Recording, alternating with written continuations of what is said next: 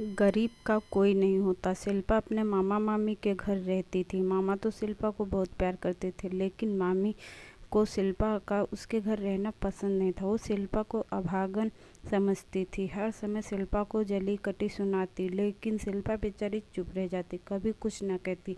सोचती कभी ना कभी मामी का बर्ताव बदल जाएगा। लेकिन एक दिन जब शिल्पा ने अपनी मामी को कहते हुए सुना कि सुनो जी, कल सुबह ही अपनी विधवा भांजी को यहाँ से रफा दफा करो। पहले तो अपने माँ बाप को खा गई, फिर महीने भर के अंदर ही अपने पति को चिता पर चढ़ा आई, और अब वो ना जाने किसको डसे। आरती अपने पति राजन की थाली में रोटी परोसते हुए बोली, लेकिन वो बेचारी अकेली जाएगी कहाँ। पति के चिंता जताने पर वह बोली, मैंने क्या तुम्हारे खानदान का ठेका ले रखा है। दरवाजे के बाहर खड़ी शिल्पा अपनी मामी के मुंह से कुछ और न सुन सकी और अपने कमरे में आकर अपना सामान बांधने लगी। अगली सुबह मामी की आंख खुलने से पहले ही शिल्पा एक गठरी बगल में दबाए अनजान डगर पर निकल पड़ी। थक कर उसने देवी माँ के मंदिर में शरण ले ली। सुबह का प्रसाद खाकर वह काम की तलाश में निकल पड़ी और एक बुटीक में उसे सिलाई करने का काम मिल गया। दिन भर काम करती और रात को बुटीक में ही सो जाती थी। उसकी होम साइंस की पढ़ाई यहाँ काम आई।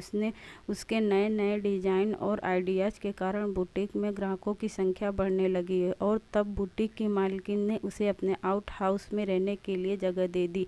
एक दिन शिल्पा बुटीक के लिए सामानों की शॉपिंग करके घर लौट रही थी। उसने सड़क पर 8 साल के एक बच्चे को भीख मांगते देखा। उससे रहा नहीं गया। उसने उस बच्चे से नाम पता पूछा तो उसने बताया कि उसका नाम रामू है। अपनी सौतेली माँ की मार और अत्याचार से तंग आकर वह घर से भाग आया है। शिल्पा को रामू का दुख अपने जैसा ही लगा और उसने रामू को अपने जीने का सहारा बना लिया। इस तरह वह जन्म दिए बिना ही रामू की माँ बन गई और रामू शिल्पा का बेटा बन गया।